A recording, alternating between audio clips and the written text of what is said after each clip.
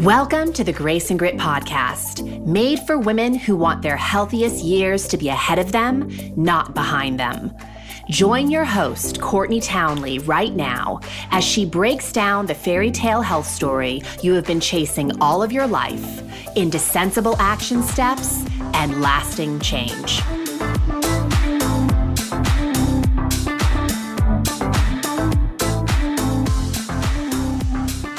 Hello, my friends, and welcome to the Grace and Grit podcast. This is your host, Courtney Townley. Always, I am so grateful that you're here. And it is August, which I can't speak for all parts of the world, but I know that in North America, being a professional in the wellness industry now for 20 plus years, there is a pattern that I witness every single year around this time, which is that the women that I work with tend to want to dial down the discipline of their health journey. And that is a very healthy thing to do.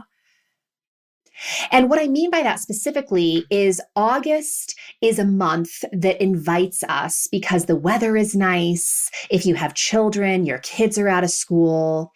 There is this invitation to rest and restore and play and be out in nature and do things that are outside the norm of your regular schedule. And that is such an important part of the health equation.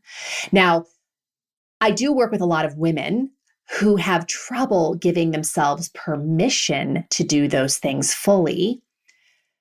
But when they do give themselves permission, it is so apparent how health promoting those things are. So if you are someone living in another part of the world where it is not summer and you are not feeling this pattern happening in your part of the world, you can probably at least identify with what I'm going to talk about in this episode today with other times of the year. So because August tends to be a real month where people want to dial down discipline, inside of my Rumble and Rise community, I actually made the theme this month restoration, which it was so interesting how many emails and messages I got from members saying how grateful they were that that was indeed the topic that we were going to lean into.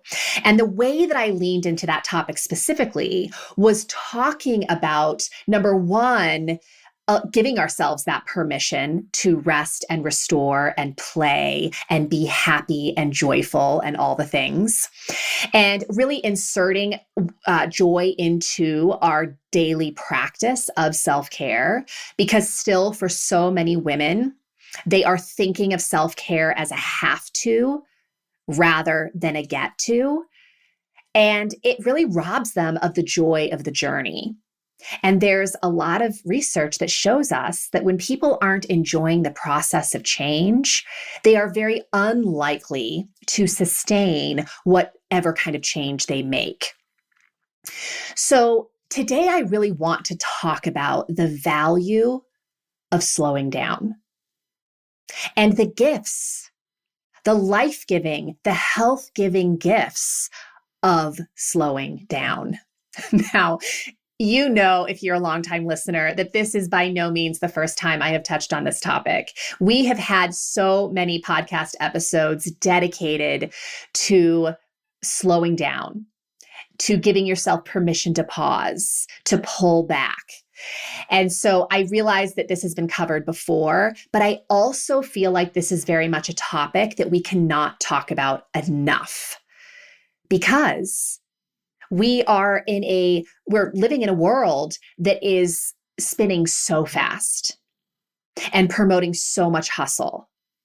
And so many of us are chronically pressing down the gas pedal that I think these reminders are really important.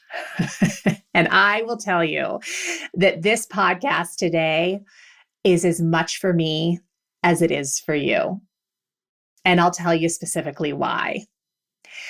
When I am spinning fast in my life, which is a lot of the time, because like you, like a lot of people, I have a lot of responsibilities. I'm a business owner, I'm a mother, I'm a wife. I want to be in all places all the time, giving my best. And if I am not careful, I can very easily start spinning wildly out of control. And I am reminded time and time again how damaging to my health that can be, but also how damaging that can be to other parts of my life. This is really embarrassing to admit. I mean, I am still having heart palpitations over this one. My husband and I, a week ago, he drove out to Boston. I flew out to meet him and my son to visit my in-laws. We had a lovely time, and I flew back, and they were still there. So my husband called me and asked me to deposit a couple checks for his business. My husband's a builder. And so the checks that come in through his business are usually pretty substantial. So there were two checks specifically, one for almost $30,000, one for $10,000. So $40,000 in total. And I came home from that trip, and I remember opening the envelopes, and I remember, I think, putting those checks in my wallet. You know where this story's going, right? And lo and behold, of course, I came home from being off work for a week. So I had so many things on my plate, and I was running around. Even though my family is out of town, I was still spinning at a very fast pace. I go to the bank to deposit these checks and open my purse, and there are no checks.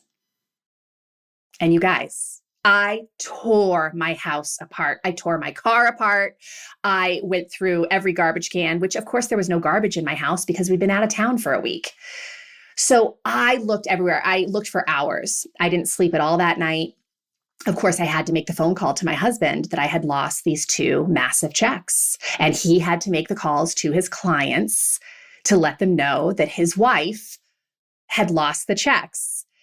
Why am I sharing this with you? Because this is a really small sampling of the types of things that we do when we are in too many places at one time, when we're not focused on the task at hand, and when we are just living life so fast and furiously.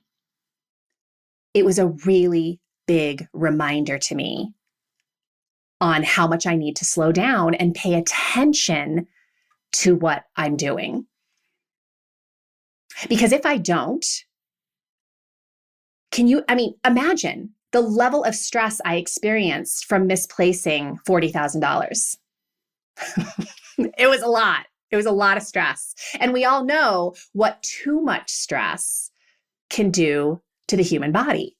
And if you don't know, let me remind you that health is really an equation in managing all the things in your life that act as stressors on your life.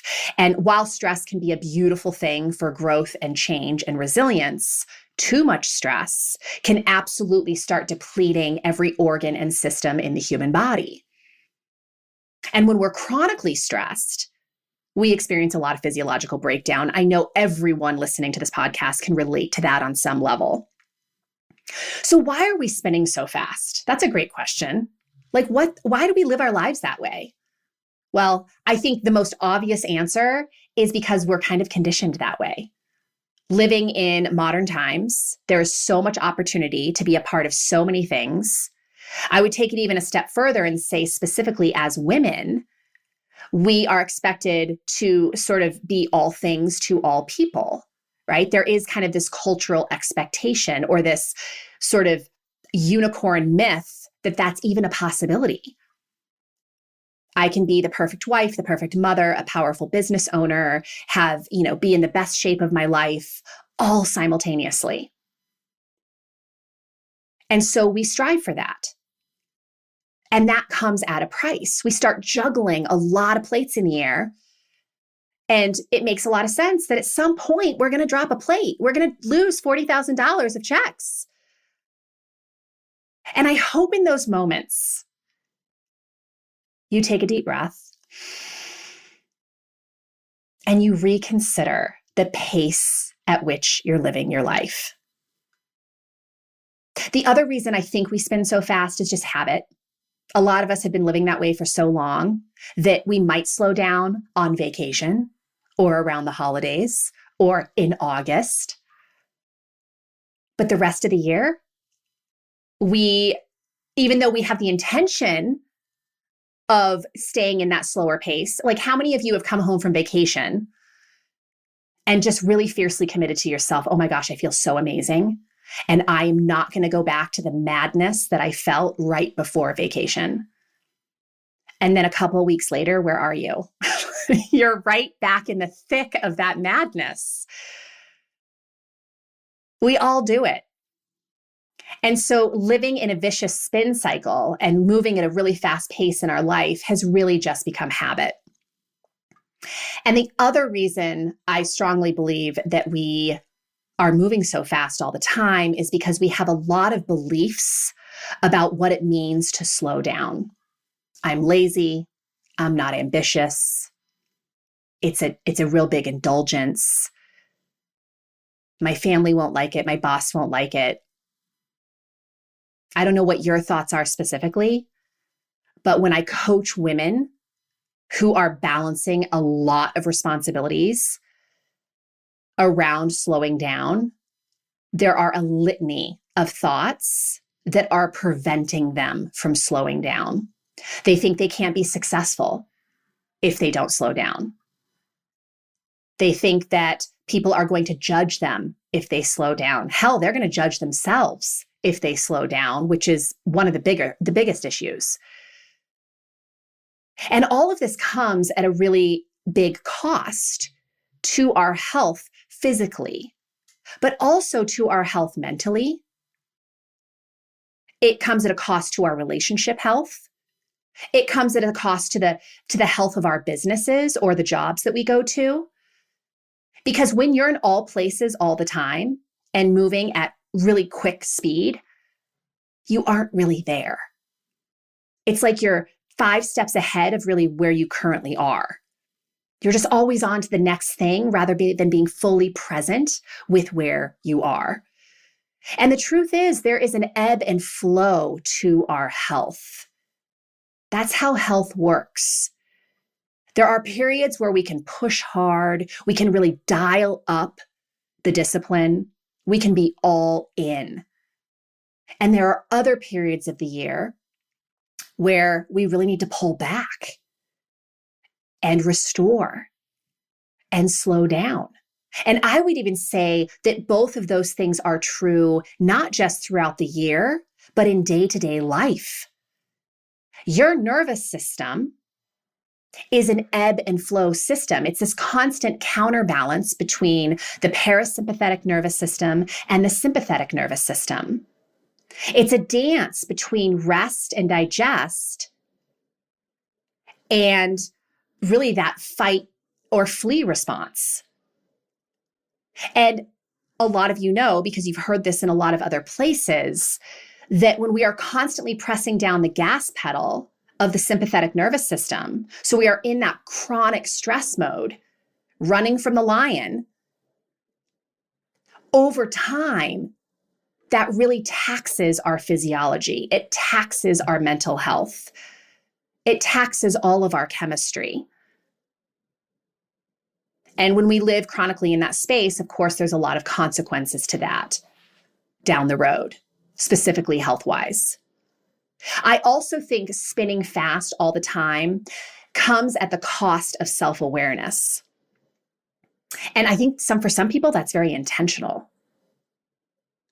What I mean by that more specifically is a lot of people are living their life in the fast lane specifically so they don't have to face the truth of their life. They don't have to go in and get to know why they do the things they do. They don't have to go in and look at the dissatisfaction of certain aspects of their life because they're just too busy to do any of that. And how convenient. Because self-awareness, as I have always said, is not a feel-good exercise. It is acknowledging the awesome things about yourself and your life, but it's also acknowledging the things that don't feel so great, that you aren't so proud of, that need a little mending, that need some restoration or need some renovation. Another cost to living fast and furious is, of course, we're never fully present. And the byproduct of never being fully present is we're never really satisfied. We're always hungry, but we're not really sure what we're hungry for, because again, we're not making time for that self-reflection.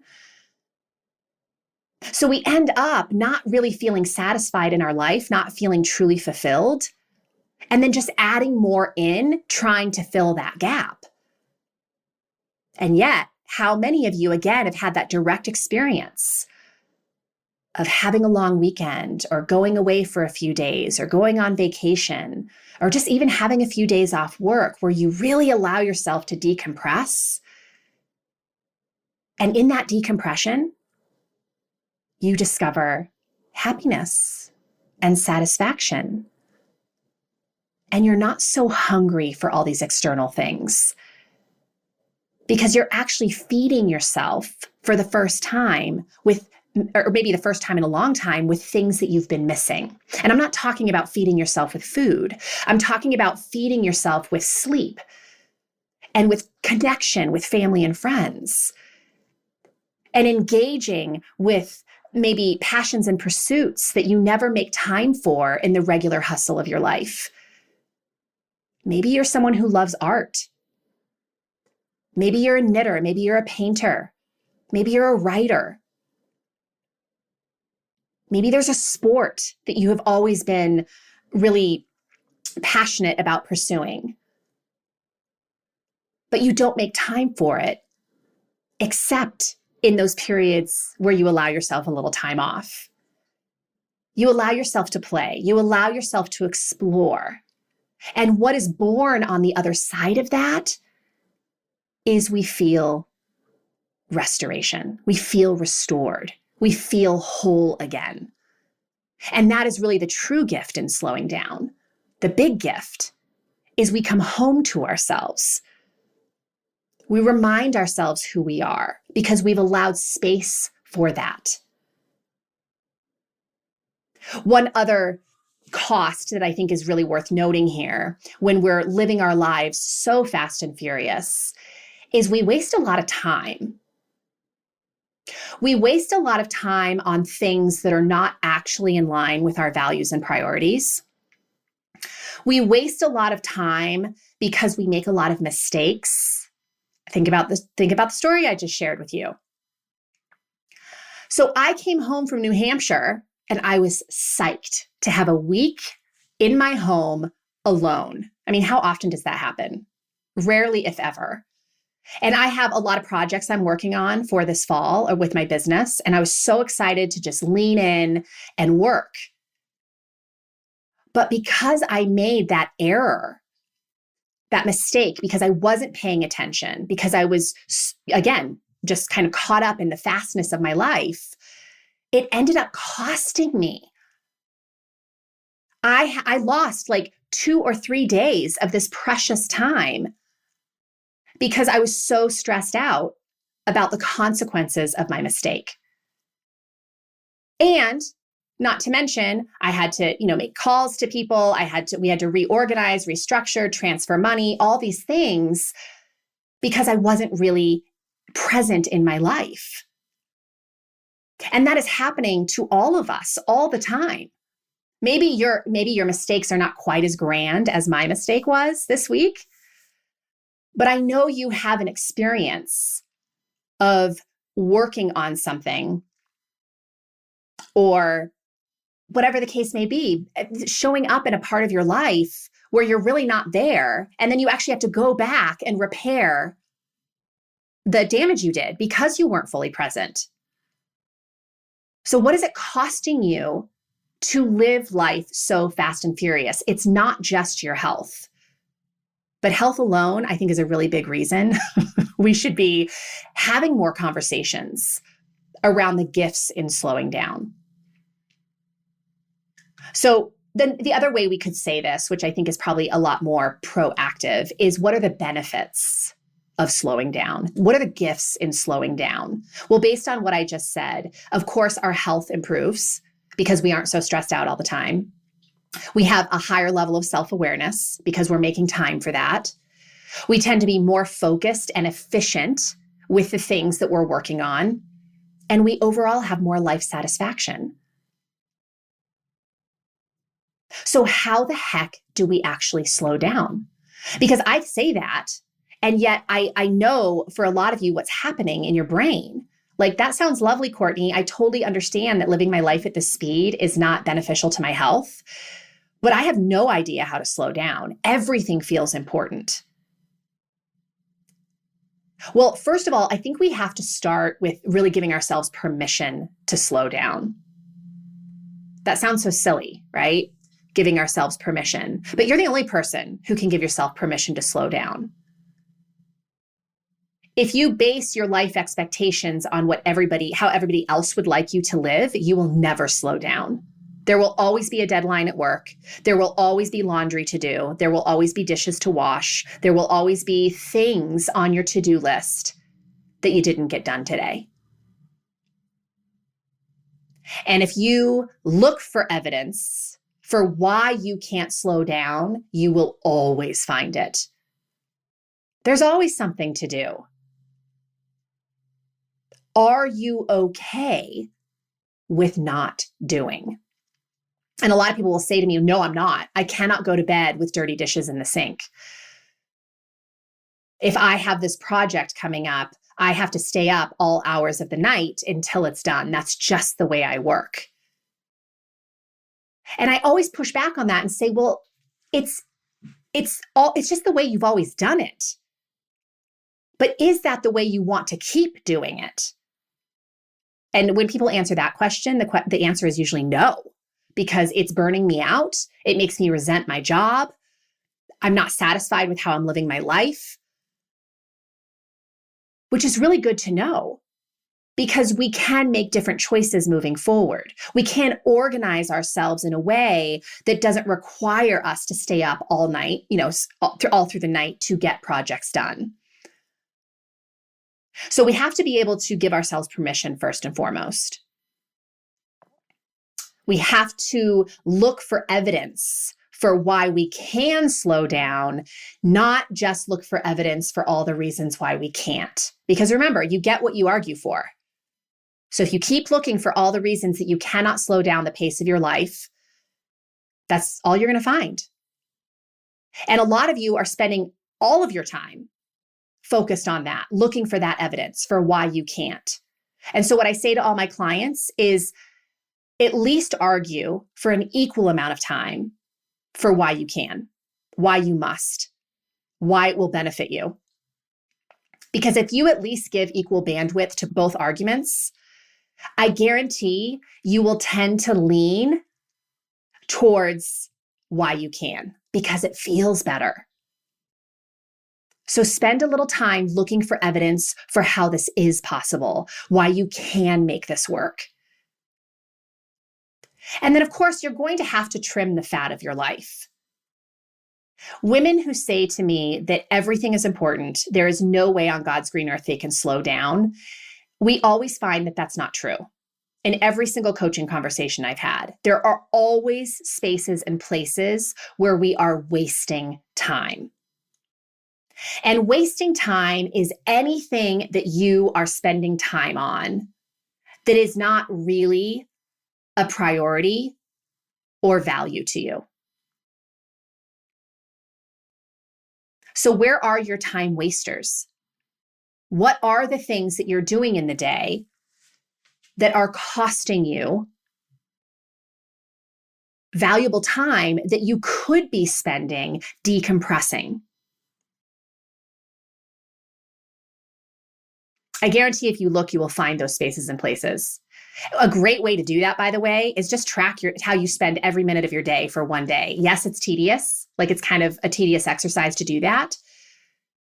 But if you track your time for one day, I guarantee you will be able to reclaim a lot of time. You're wasting time on social media. You're wasting time on TV. You're wasting time spinning out in self-doubt. You're spending a lot of time complaining. You're spending a lot of time, I don't know what, but I know there is a what. It's worth forging for. Allowing yourself, so a lot of people hear when I say, the practice of slowing down, they often think, oh, she wants me to take like hours of the day to sort of, contemplate alone in a quiet sanctuary somewhere. And first of all, that's an unrealistic expectation. If you have been living in the hustle lane for the past several years, carving out 5 or 10 minutes a day to just be quiet and breathe and pause and not do is going to be incredibly uncomfortable. And that's where we start. We start with a really winnable expectation for slowing down. Maybe slowing down just looks like going to bed half an hour earlier. Maybe it looks like closing the workday a half an hour earlier. Maybe it looks like coming home from work and telling your family, I love you and I want to be 100% with you. And in order to do that, I need 15 minutes alone in my bedroom. My mother used to do that when I was a kid. She was a single mom raising 2 very strong-willed children. And she would come home at the end of the workday and we'd be so excited to see her. And the very first thing she would say is, I am so here for you. And I just need a few minutes to myself to be fully present. And we, of course, sort of begrudgingly gave her that.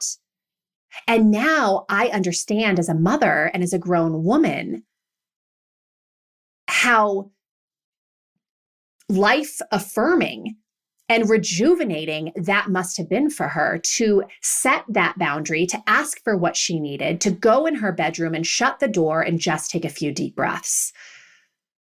So slowing down does not need to be an epic piece of time in your day. It's more of a willingness to start to lean into the discomfort of cutting away something that isn't necessary. The discomfort of saying no to something that you don't want to do.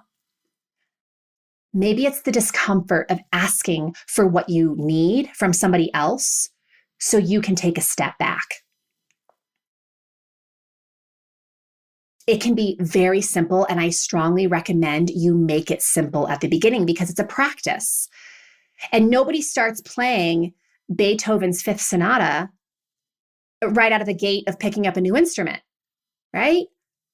They have to learn how to read music and then learn how to play the notes. And then how do you string notes together? And that is the way of any practice. So if you are someone who knows that you are spinning way too fast and it is starting to cost you a lot, I would challenge you to plan daily, to lean into some small discomfort in tribute to slowing down. Maybe it is just when you hang up the phone from talking to a client, you pause and you take 5 or 10 deep breaths. That's what that could look like. Maybe it's going for a walk by yourself for 10 minutes at lunch. Maybe it's sitting in your car for 5 minutes before you go in the house to greet the family. And I have to say this, that whatever you commit to for yourself in tribute to developing a practice of slowing down, I want you to consider what uncomfortable emotions are you willing to feel in order to do this? Because it is going to be uncomfortable. Why? Because it's not how you ordinarily roll. Anything that is outside of what you normally do is going to be uncomfortable. You might also get a little bit itchy because you don't know what to do with yourself. You're so used to doing that you get really uncomfortable in that white space. You might have to get a little frustrated. Are you willing to feel those things in order to slow the pace of your life down? And the other thing I would encourage you to consider is, why aren't you willing to try it on? What are the thoughts you are thinking about what it means to slow your life down? Because once you see, and there's probably more than one thought, there's probably lots of thoughts about why you're living life so fast and furious. I have to do this. He needs me. This project has to be done. I have to bring home a paycheck. I don't have enough time. I'm too busy. There's lots of thoughts. And once you see them, you get to go through thought by thought. Is this useful to me? If I have the objective of leaning into slowing my life down, is it useful for me to think this way? And in most cases, you're probably going to identify that no, the way you're thinking about slowing down a little bit is not useful to you. It's keeping you actually moving faster all the time. I have to get this done. I don't have enough time. I'm so overwhelmed. This is just crazy, right? Everybody needs me. I'm balancing so many things. I have so many responsibilities. All those thoughts are going to keep you at the speed at which you're already moving. And remember, thoughts are optional. So what are some things that you could think that would be useful to the practice of slowing down? Work will be there after this 5-minute break. If I take 5 minutes in my car right now to just focus on some deep breathing and let the workday go, I am going to walk into my house tonight feeling so much more present with my family. I have learned a lot of new skills before. I have gotten wildly uncomfortable in order to develop skills in other areas of my life. So why not this? I don't know who needed this reminder today besides me, but I clearly needed it. Please don't judge me for my giant check mistake. I hope I'm not the only one who has ever done something so, what could have been so disastrous. It all ended well, but it could have not. So it was a great reminder to me. I was inspired to create this podcast for you and me based on that experience. And I just know that from all of the skill sets that I have taught women over the years to improve their health, the very simple act of slowing down is without a doubt one of the most powerful. And I know that simple is often not easy. So we start small. We extend ourselves a tremendous amount of compassion. We learn about ourselves. And over time, we are able to add a little bit more. So rather than 5 minutes of slowing down, maybe we're upping that to 15 minutes of slowing down. And then bigger chunks on the weekend. And then, oh my gosh, we start actually taking our vacation time and planning periods of decompression in advance because we understand what a nourishing thing that is to do for the human brain and body. So today, I want to challenge you to get a little uncomfortable with this practice of slowing down. How could you slow down in some small way today? One thing. It's going to be uncomfortable. If it feels like you're suffering, you got to scale it back. No suffering is necessary. No suffering, no pain, but a little bit of discomfort if you're willing to feel that. And then again tomorrow, and again the next day. You might start reaping more of those benefits we talked about earlier. I sure hope you do. All right, my friends, I'll see you again next week. Take care.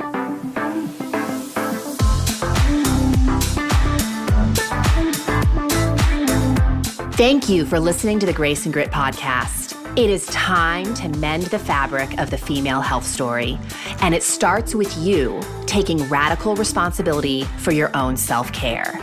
You are worth the effort, and with a little grace and grit, anything is possible.